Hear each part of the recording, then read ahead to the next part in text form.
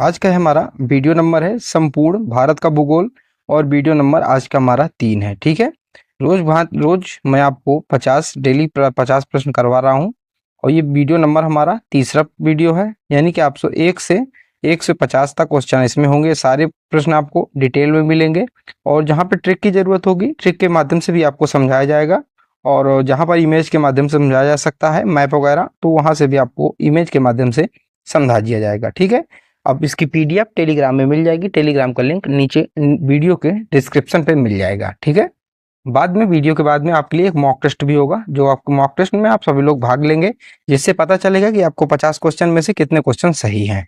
ठीक है, तो चलिए शुरू करते हैं आज के हमारे पहले प्रश्न से। आज का हमारा पहला प्रश्न है, नेजावती नदी किस दिशा में प्रवाहित होती है? जो नेजावती नदी है पश्चिम दिशा की ओर प्रवाहित होती है। देखिए, नागावली नदी पश्चिम की ओर नहीं बल्कि पूरब की ओर प्रवाहित होती है। यह पूर्वी उड़ीसा से निकलकर बंगाल की खाड़ी में गिरती है। ठीक है, अगला है, बांग्लादेश में ब्रह्मपुत्र नदी को किस नाम से जाना जाता है? जो बांग्लादेश है उसे ब्रह्मपुत्र नदी को किस नाम से? जमुना के नाम से जाना जाता है। किस? जमुना के नाम से जाना जाता है। देखिए, जो ब्रह्मपुत्र नदी है या राकसताल झील के पास इस प्रकार निकलती है और अरुणाचल प्रदेश से भारत में इस प्रकार कुछ प्रवेश करती है। ठीक है, यहीं पर गंगा नदी मिल जाती है और जब ये दोनों संयुक्त धाराएं मिल जाती हैं तो इसी को मेघना कहा जाता है। ठीक है, अब देखिए पढ़ते हैं, आसाम घाटी से बहते हुए इसे ब्रह्मपुत्र और फिर बांग्लादेश में प्रवेश करने पर जमुना कहा जाता है। पद्मा यानी कि गंगा से संगम के बाद संयुक्त धारा को मेघना कहा जाता है। देखिए, जो गंगा नदी है इसे बांग्लादेश में पद्मा के नाम से जाना जाता है। तो जब गंगा नदी की धारा और ब्रह्मपुत्र नदी की धारा जब मिल जाती है एक जगह, तो उसे मेघना के नाम से जाना जाता है, जो कि सुंदरवन डेल्टा का निर्माण करते हैं। दोनों धाराएं मिलकर क्या सुंदरवन डेल्टा का निर्माण करती हैं। अगला है, भारत का सबसे ऊंचा नदी बांध कौन सा है? तो भारत का जो सबसे ऊंचा नदी बांध कौन सा है? टिहरी बांध है। अब इसमें कंफ्यूजन रहता है ऊंचे में और लंबाई में। तो देखिए, ऊंचा है, टी से क्या हुआ? टिहरी बांध। टी क्या है? ऊंचा है। देखिए ऐसे, ठीक है, टी क्या है? ऊंचा है, कुछ इस प्रकार से ऊंचा है। तो जब ऊंचा पूछे भारत का सबसे ऊंचा बांध, तो आपको टिहरी बांध बताना है। टी कुछ इस प्रकार बनता है, ठीक है, आपके सामने है, तो ये टिहरी बांध है। तो भारत का सबसे ऊंचा बांध टिहरी बांध है। यह उत्तराखंड राज्य के टिहरी जिले में भागीरथी नदी पर स्थित है। ठीक है, अगला है, भारत का सबसे लंबा बांध कौन सा है? देखिए, लंबा बांध आ गया, तो अगर आपको ऊंचा पता होगा, टिहरी ऊंचा है, ठीक है, टी से आप लोग याद रखेंगे तो आपको लंबा में कंफ्यूजन नहीं होंगे। हीराकुंड बांध है, उड़ीसा में है और कहाँ पर? महानदी पर स्थित है। अब हीरा कहाँ पाया जाएगा? हीरा कोई साधारण नदी में तो पाया नहीं जाएगा, हीरा तो एक बढ़िया नदी में पाया जाएगा। बढ़िया नदी का मतलब महानदी, तो महानदी में क्या पाया? हीरा पाया जाता है। तो हीराकुंड बांध में, यानी कि जो हीराकुंड बांध है ये महानदी पर स्थित है और महानदी कहाँ है? उड़ीसा में। ठीक है, तो भारत का सबसे लंबा बांध हीराकुंड बांध है, जो कि उड़ीसा राज्य में महानदी पर बना हुआ है। इस बांध की लंबाई 25.8 किलोमीटर है। ये दुनिया का सबसे लंबा मिट्टी का बांध भी है, तो मिट्टी का बांध भी है। ठीक है, यह बांध 1957 में पूरा हुआ था। ठीक है, ये आपको याद रखना है। अगला है, भारत की पश्चिमतम पर्वत श्रृंखला कौन सी है? तो भारत की जो पश्चिमतम पर्वत श्रृंखला अरावली पर्वत है। कौन सा? अरावली पर्वत है। अरावली पर्वत श्रृंखला भारत के पश्चिमी भाग में स्थित है, राजस्थान हरियाणा से होते हुए गुजरात तक फैली हुई है। अरावली की सबसे ऊंची चोटी गुरु शिखर है, जो कि माउंट आबू में स्थित है। यह वलित पर्वत का एक उदाहरण है, जिसका अर्थ होता है पृथ्वी की प्लेटों से बना। तो वलित पर्वत का मतलब क्या होता है? तो कई बार पूछा जाता है कि अरावली पर्वत किस प्रकार का पर्वत है, तो एक वलित पर्वत है। वलित पर्वत का मतलब होता है जब पृथ्वी की दो प्लेटें हैं टकराती हैं, तो ऊपर का भाग इस प्रकार उठता है, तो उसे कहा जाता है वलित पर्वत। यानी कि जो पृथ्वी के प्लेटों के टकराने से जिस पर्वत का निर्माण होता है उसे वलित पर्वत कहा जाता है। तो अरावली का निर्माण भी कुछ इस प्रकार हुआ है। केरल में लगून झीलों को स्थानीय रूप से क्या कहा जाता है? तो जो केरल में लगून झील है इन्हें स्थानीय रूप से कयाल के नाम से जाना जाता है। ठीक है, तो केरल के बैक वाटर खारे लंगूल और झीलों को एक नेटवर्क है, जो कि केरल में अपनी अनूठी पारिस्थितिकी तंत्र और प्राकृतिक सुंदरता के लिए प्रसिद्ध है। अगला प्रश्न है, क्षेत्रफल के हिसाब से भारत की सबसे बड़ी झील कौन सी है? अगर क्षेत्रफल के हिसाब से पूछा जाए तो भारत की सबसे बड़ी झील कौन सी? वेबनाड झील है, और वेबनाड झील कहाँ है? केरल में है। ठीक है, तो क्षेत्रफल के हिसाब से भारत की सबसे बड़ी झील वेबनाड झील है। यह केरल राज्य में स्थित है। इसे कोटप्पयम या वेबनाड झील, आलापुझा या पुदुमना झील और कोच्चि में कोच्चि झील के नाम से जाना जाता है। वेबनाड झील का क्षेत्रफल लगभग 2033 वर्ग किलोमीटर है। इसे भारत की सबसे बड़ी झील बताया गया है। अगला है, ताप्ती नदी का उद्गम स्थल कहाँ है? तो जो ताप्ती नदी का उद्गम स्थल है बैतूल, बैतूल एक महाराष्ट्र है, सॉरी मध्य प्रदेश में जगह है बैतूल, वहां से ताप्ती नदी निकलती है। ताप्ती नदी का उद्गम स्थल मध्य प्रदेश के बैतूल जिले में है, मुल्ताई नगर है और यह सतपुड़ा पर्वत श्रृंखला में स्थित है। मुल्ताई को पहले मूल तापी के नाम से जाना जाता था, जो ताप्ती माता के उद्गम स्थल का प्रतिनिधित्व करता है। अगला है, दामोदर नदी कहाँ से निकलती है? जो दामोदर नदी है ये कहाँ से निकलती है? तो छोटा नागपुर के पठार से। और छोटा नागपुर के पठार का एरिया कहाँ है? तो छोटा नागपुर के पठार का एरिया झारखंड है। ठीक है, तो दामोदर नदी झारखंड के छोटा नागपुर पठार से निकलती है। यह नदी खमरपत पहाड़ी से निकलती है और पश्चिम बंगाल में हुगली नदी में मिल जाती है। ठीक है, अगला है, पुलिकट झील में स्थित द्वीप का नाम क्या है? तो पुलिकट झील है जो उसमें स्थित है श्रीहरिकोटा द्वीप। कहाँ? श्रीहरिकोटा द्वीप। पुलिकट झील में स्थित द्वीप का नाम है श्रीहरिकोटा द्वीप। यह द्वीप भारत के आंध्र प्रदेश राज्य में स्थित है और बंगाल की खाड़ी से पुलिकट झील को अलग करता है। पुलिकट झील भारत और दूसरी सबसे बड़ी लैगून है और यह आंध्र प्रदेश और तमिलनाडु राज्य में स्थित है। तो पुलिकट देखिए दो राज्यों में है, आंध्र प्रदेश और तमिलनाडु में। तो आपको यहां से याद रखना है। ये कुछ इस प्रकार इमेज है। ठीक है, इमेज में आप देख सकते हैं, देखिए ये आपको ऊपर जो है एक मिनट, ऊपर देखिए आंध्र प्रदेश दिख रहा है और नीचे तमिलनाडु दिख रहा है और ये पुलिकट झील है, दोनों में इस प्रकार फैली हुई है। ठीक है, याद रखिएगा। अगला है, वेवनाड झील में स्थित द्वीप कौन सा है? तो बिलिंगटन द्वीप जो है वेवनाड झील में स्थित द्वीप है, ये आपको याद रखना है। अगला प्रश्न है, रेड क्लिफ रेखा को कब खींचा गया था? तो रेड क्लिफ जो रेखा है किन दो देशों के बीच है? भारत और पाकिस्तान के बीच है। इसको 15 अगस्त 1947 को भारत के विभाजन के समय से खींचा गया था। किसके द्वारा? देखिए, रेड क्लिफ रेखा को 17 अगस्त 1957 को भारत के जो विभाजन के बाद खींचा गया था। ठीक है, जब 15 अगस्त 1957 को हमारा 47 को क्या है देश आजाद हो गया था। ठीक है, तो 17 अगस्त को खींच दी गई थी रेखा। यह भारत और पाकिस्तान के बीच सीमा रेखा के रूप में कार्य करती है। इस रेखा को सीमा आयोग के अध्यक्ष सिरिल रेडक्लिफ के नाम पर रखा गया था और ये जो आप इमेज में देख सकते हैं ये है। ठीक है, आप इसमें इस इमेज में देख सकते हैं। अगला है, भारत और पाकिस्तान के बीच सीमा की लंबाई कितनी है? ठीक है, भारत और पाकिस्तान के बीच जो सीमा कुल लंबाई है 3323, कितनी? 3323 ठीक किलोमीटर है। अगर मील में बात करें 2065 मील है। ठीक है, ये आप यहाँ पे देख सकते हैं। देखिए ये पाकिस्तान, ये पाकिस्तान, तो 3323 किलोमीटर जो है पाकिस्तान के हमारी सीमा साझा कर होती है, याद रखिएगा। ठीक है, अगला है, देखिए यहाँ पे देख सकते हैं, सभी देशों का भी देख सकते हैं। जैसे आपसे प्रश्न में ये पूछ ले कि भारत और अफगानिस्तान की सीमा कुल कितनी साझा होती है? तो 106 किलोमीटर। ठीक है, वहीं पर पूछ ले भारत और चीन की, तो 3488। भारत और बंगाल की, तो भारत और बंगाल की सीमा सबसे ज्यादा साझा होती है 4096 किलोमीटर। ठीक है, ये अभी मैं आगे आपको प्रश्न कराऊंगा। अगला प्रश्न है, भारत का कौन सा राज्य नेपाल को भूटान से अलग करता है? तो जो भारत का कौन सा राज्य है जो नेपाल है और भूटान को अलग करता है? तो सिक्किम है। देखिए यहाँ पे सिक्किम की लोकेशन देखिए, ये हमारा नेपाल है। ठीक है, और ये भूटान है। ठीक है, और बीच में, दोनों के बीच में सिक्किम पड़ता है। तो सिक्किम जो है नेपाल और भूटान को अलग करता है, ये आपको याद रखना है। अगला है, भारत और भूटान के बीच कितने राज्यों की सीमा लगती है? तो भारत और भूटान के बीच 4 राज्यों की सीमा लगती है। कौन कौन से 4 राज्य हैं? भारत और भूटान के बीच 4 राज्यों की सीमा लगती है, असम, अरुणाचल प्रदेश, पश्चिम बंगाल और सिक्किम। भारत और भूटान के बीच 699 किलोमीटर की सीमा है। ठीक है, तो देखिए ये है भूटान और ये भारत।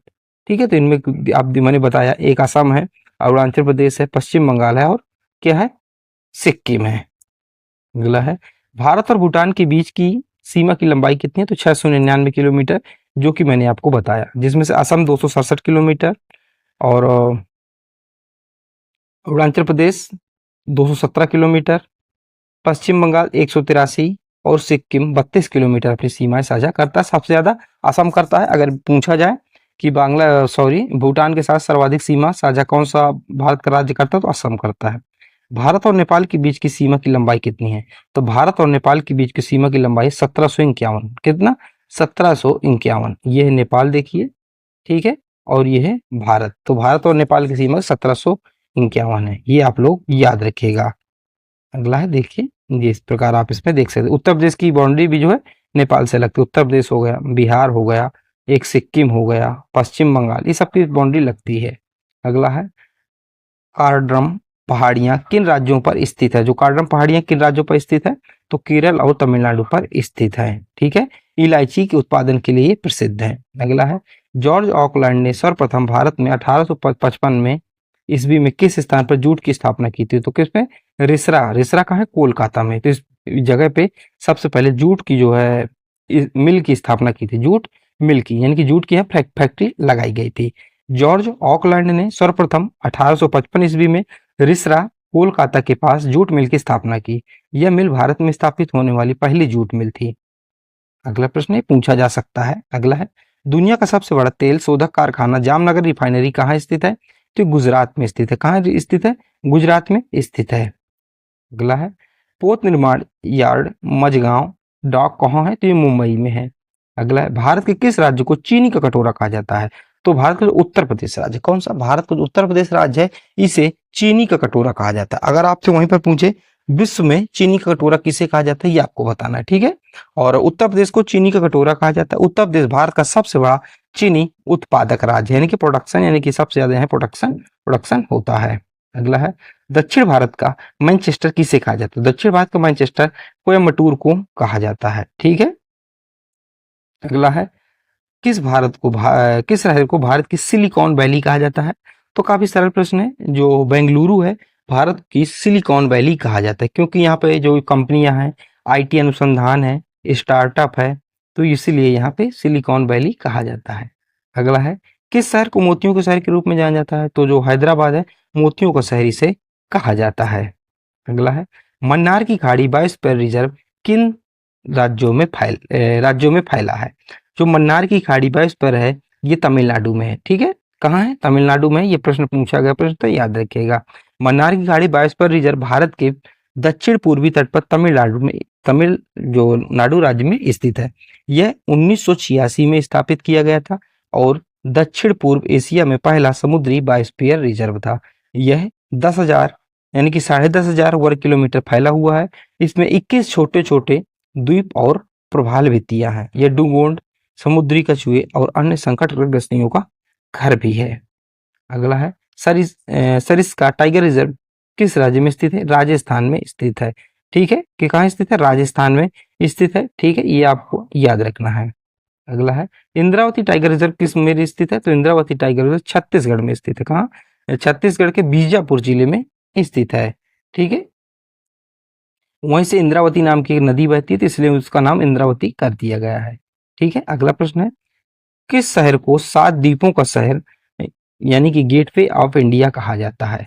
तो जो मुंबई है, कहाँ? मुंबई को गेटवे ऑफ इंडिया या 7 द्वीपों का शहर कहा जाता है। अभी पहले आपको मैं मैप दिखा देता हूँ, फिर आपको भी ये बताऊंगा। देखिए, पहले मुंबई में क्या थे? 7 छोटे छोटे द्वीप थे। क्या? 7 छोटे छोटे द्वीप थे। ये आपको दिख रहे होंगे, 7 छोटे छोटे क्या थे पहले मुंबई में? द्वीप थे। धीरे धीरे क्या हुआ कि ये सातों द्वीप क्या इकट्ठे हो गए, जुड़ गए। पहले देखिए अलग अलग 7 द्वीप थे इस प्रकार, ठीक है। फिर क्या हुआ? फिर जुड़ने के बाद कुछ इस प्रकार द्वीप दिखने लगा मुंबई। तो 7 द्वीप थे पहले मुंबई में, लेकिन धीरे धीरे जुड़ गए तो मुंबई एक ऐसा दिखने लगा। तो 7 द्वीपों का शहर या गेटवे ऑफ इंडिया कहाँ पूछा जाए तो आपको मुंबई बताना है, ठीक है। तो मुंबई शहर 7 द्वीपों पर स्थित है, जो कि इतिहास में अलग अलग द्वीपों में से है, लेकिन अब वे एक साथ जुड़कर शहर बन गए हैं। इन 7 द्वीपों में शामिल माहिम, कोलाबा, मझगांव, बॉम्बे द्वीप, बूढ़ी महिलाओं का द्वीप, वारली और परेल है, ठीक है। यह आप याद रखना है। अब गेटवे ऑफ इंडिया का इतिहास ये है कि जो जॉर्ज पंचम थे, तो वो जब भारत आ रहे थे तो उनके स्वागत के लिए गेट बनाया गया था, ठीक है।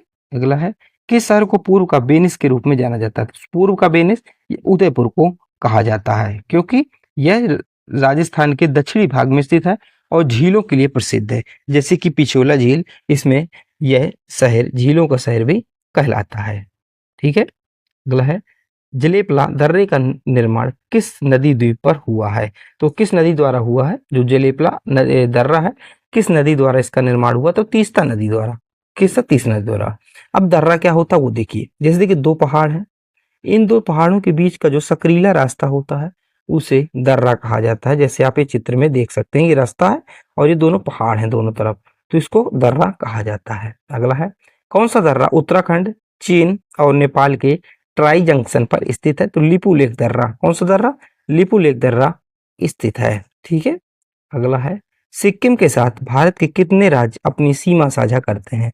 तो सिक्किम के साथ मात्र भारत का एक राज्य सीमा साझा करता है और ये क्वेश्चन बहुत महत्वपूर्ण है और बहुत कंफ्यूज करता है। तो देखिए, ये हमारा सिक्किम है। सिक्किम साथ साथ सिर्फ एक देश सीमा साझा करता है, उसका नाम है पश्चिम बंगाल। अगर आप देख पा रहे होंगे तो सिर्फ पश्चिम बंगाल इसके साथ सीमा साझा करता है, इसके अलावा कोई भी देश सीमा साझा नहीं करता। सिक्किम के साथ भारत का केवल एक राज्य पश्चिम बंगाल अपनी सीमा साझा करता है, नोट कर लीजिएगा। अगला है, किस भारतीय राज्य की सीमाएं तीन देशों नेपाल, भूटान और चीन के साथ लगती हैं? तो सिक्किम की लगती हैं। ये क्या लगती है? सिक्किम। देखिए, नेपाल हो गया, भूटान हो गया, इधर चीन, ये तीनों की सिक्किम के साथ लगती हैं। ठीक है, गंगटोक है। अगला प्रश्न है, भारत की सबसे लंबी स्थलीय सीमा रेखा किस देश के साथ लगती है? तो जो भारत की सबसे लंबी यानी कि स्थलीय सीमा किस देश के साथ लगती है? तो बांग्लादेश के साथ लगती है। अब आपको ये याद रखना है कि भारत अपनी स्थलीय सीमा कुल 7 देशों के साथ साझा करता है। कौन कौन से 7 देश हैं ये आप देख लीजिए। जो 7 देशों में अगर बात करें तो आप एक ट्रिक याद रखिए, बचपन में MBA किया तो आपको बचपन याद रखना है, बांग्लादेश, चीन, पाकिस्तान, नेपाल, फिर MBA म्यांमार, भूटान, अफगानिस्तान, इस प्रकार क्रम से याद रखना है। तो सबसे ज्यादा सीमा साझा होती है हमारे साथ बांग्लादेश के साथ, लगभग 4096 किलोमीटर के आसपास। ठीक है, इसके बाद से चीन दूसरे नंबर पे चीन के साथ साझा होती है, लगभग 3488। फिर इसके बाद पाकिस्तान, फिर नेपाल, फिर म्यांमार, भूटान, अफगानिस्तान। सबसे कम अफगानिस्तान के साथ साझा होती है, कितनी? 106 किलोमीटर। अगला है, भारत और बांग्लादेश के बीच की सीमा को क्या कहा जाता है? तो भारत और बांग्लादेश के बीच की सीमा को रेड क्लिफ रेखा कहा जाता है, जो कि मैंने आपको बता दिया। ठीक है, अगला है, भारत और बांग्लादेश की बीच की सीमा की लंबाई कितनी है? तो भारत और जो बांग्लादेश के बीच की सीमा की लंबाई कितनी है? कितनी लंबाई है? तो इसकी लंबाई की अगर बात करें तो 4096 किलोमीटर लंबाई है। और ये भारत जो है अपनी सर्वाधिक सीमा इसी देश के साथ साझा करता है। पेट 2022 में जब एग्जाम हुआ था तो सीधा सीधा प्रश्न आया था। अगला है, चंबल नहर सिंचाई परियोजना किससे संबंधित है? तो यमुना बेसिन से संबंधित है। किसने? यमुना बेसिन से संबंधित है। चंबल नहर सिंचाई परियोजना यमुना बेसिन से संबंधित है। चंबल नदी यमुना की एक मुख्य सहायक नदी है, जो कि गंगा जल निकासी प्रणाली का एक हिस्सा है। ठीक है, चंबल घाटी परियोजना में चंबल नदी पर 3 बांध बनाए गए। कौन कौन से 3 बांध है? गांधी सागर बांध, राणा प्रताप सागर बांध, सागर बांध और जवाहर सागर बांध। इन बांधों के पानी को कोटा बैराज द्वारा नहरों के माध्यम से राजस्थान और मध्य प्रदेश में सिंचाई के लिए इस्तेमाल किया जाता है। अगला है, भारत का सबसे बड़ा खनिज उत्पादक राज्य कौन सा है? तो भारत का सबसे बड़ा जो खनिज उत्पादक राज्य है वो झारखंड है। ये प्रश्न आपको भूलना नहीं है। ठीक है, सबसे ज्यादा जो हमें खनिज है जो झारखंड के यहाँ से मिलते हैं, क्योंकि झारखंड में छोटा नागपुर का पठार है, ये पेटी वहां पाई जाती है। अगला है, कौन सा राष्ट्रीय उद्यान नीलगिरी बायोस्फीयर रिजर्व के भाग का निर्माण करता है? तो बांदीपुर टाइगर रिजर्व और राष्ट्रीय उद्यान ये इसका निर्माण करता है। ठीक है, अगला है, 39,033 वर्ग किलोमीटर के जल निकासी के क्षेत्र के साथ झारखंड, छत्तीसगढ़ और उड़ीसा को कवर करने वाली पूर्व की ओर बहने वाली नदी बेसिन कौन सी है? तो ब्राह्मणी नदी बेसिन है। ठीक है, ये आपको याद रखना है। अगला प्रश्न है, भारत की मानक समय रेखा किस स्थान से गुजरती है? तो प्रयागराज उत्तर प्रदेश के पास एक निकट मिर्जापुर से गुजरती है। कहाँ से? मिर्जापुर से गुजरती है। ठीक है, आपको मिर्जापुर याद रखना है। देखिए, जहां से गुजरती है चित्र भी वहां दिया गया है, आप पढ़ सकते हैं यहाँ पे। ये मिर्जापुर से ये समय रेखा गुजरती है। तो भारत की मानक समय रेखा इंडियन स्टैंडर्ड टाइम जिसे IST कहा जाता है, 82 डिग्री 30 ईस्ट देशांतर से गुजरती है, जो कि उत्तर प्रदेश के मिर्जापुर पास से गुजरती है। विकिपीडिया इस रेखा को पूरे मानक समय पर आधार माना जाता है। यह ग्रीन बीच माध्यम ग्रीन मीन टाइम में आता है, उनसे 5.5 घंटे आगे है। जैसे अभी हमारे पास 10 बज रहे हैं तो अमेरिका में 5.5 घंटा आगे जोड़ के देख लीजिए कि वहाँ क्या बज रहा होगा। अगला है, भारत की मानक समय रेखा को और किस नाम से जाना जाता है? तो मानक भूमध्य रेखा के नाम से भी जाना जाता है। ठीक है, ये आपको याद रखना है। अगला है, भारतीय अनुसंधान उद्यानों में आनुवंशिक विविधता का रखरखाव किसके द्वारा किया जाता है? इन सिटू संरक्षण के द्वारा किया जाता है। अगला प्रश्न है हमारा, भारत की तटरेखा कितने राज्यों और केंद्र शासित प्रदेशों के होकर गुजरती है? तो जो भारत की तटरेखा है 9 राज्यों और जो 4 केंद्र शासित प्रदेशों के साथ गुजरती है। 9 राज्य कौन कौन से हैं जिनके साथ समुद्र की सीमा साझा करते हैं? जैसे देखिए 9 राज्य तो भारत तट के 9 राज्य और 4 केंद्र शासित प्रदेश हैं जो फैला हुआ है। 9 राज्यों में गुजरात की सीमा सबसे ज़्यादा लगती है, तो समुद्री सीमा गुजरात की सबसे ज़्यादा लगती है और सबसे लंबी, और केंद्र शासित प्रदेशों में अंडमान और निकोबार द्वीप समूह की सबसे लंबी सीमा रेखा है। ठीक है, अब यहाँ पे आप पढ़ सकते हैं 9 राज्य कौन कौन से हैं और 4 जो यूटी हैं ये कौन कौन से, आप पढ़ सकते हैं इसमें। ठीक है, आप मैप में देख सकते हैं, देखिए गुजरात है, फिर इसके बाद गुजरात है, फिर आएगा महाराष्ट्र, फिर आएगा गोवा, कर्नाटक, केरल, तमिलनाडु, फिर इसके बाद ये है आंध्र प्रदेश है, उड़ीसा है, पश्चिम बंगाल है। ये सारी सीमा क्या है, इसके साथ सीमा साझा करते हैं। ठीक है, अगला है लद्दाख पर्वत श्रेणी किस पर्वतीय क्षेत्र का हिस्सा है? तो ट्रांस हिमालय का हिस्सा है। किसका? ट्रांस हिमालय का हिस्सा है। ठीक, अगला है लद्दाख पर्वत श्रेणी कहाँ स्थित है? तो लद्दाख पर्वत श्रेणी काराकोरम और जास्कर पर्वत श्रेणी के बीच में स्थित है लद्दाख। ठीक है, तो काराकोरम हो गया और जास्कर, जैसे मान लीजिए काराकोरम है और ये जास्कर, तो बीच में क्या है? लद्दाख पर्वत श्रेणी है। और लद्दाख पर्वत श्रेणी का आगे का विस्तार ही क्या कहलाता है? कैलाश पर्वत कहलाता है। ठीक है, याद रखिएगा। अगला है विश्व में सर्वाधिक तीव्र ढाल वाली चोटी माउंट राकापोसी कहाँ स्थित है? तो काराकोरम श्रेणी में स्थित है। ठीक है, कहाँ? काराकोरम श्रेणी में स्थित है। अगला है गंडक नदी का उद्गम स्थल क्या है? तो धौलागिरी पर्वत है जो कि नेपाल में है। ये गंडक नदी का उद्गम स्थल है। अगला है कोसी नदी कहाँ से निकलती है? तो कोसी नदी जो है अरुण धारा नेपाल से निकलती है, कोसी नदी। ठीक है, और ये उत्तर प्रदेश में भी आती है।